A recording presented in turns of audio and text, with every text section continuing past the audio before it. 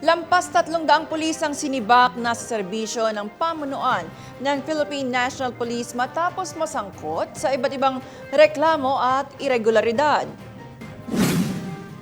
Ayon sa datos ng PNP, mula August 26, 2025 hanggang April 15, 2026, 908 personnel na sangkot sa administrative cases ang inaksyonan.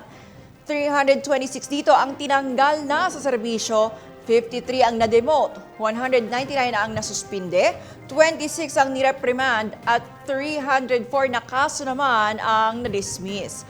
Absent without official leave o AWOL ang nangungunang dahilan ng dismissal ng mga pulis. Sinundan ng grave offenses, drug-related cases, robbery, extortion at paglabag sa RA 9262 o ang Anti-Violence Against Women and Children Act.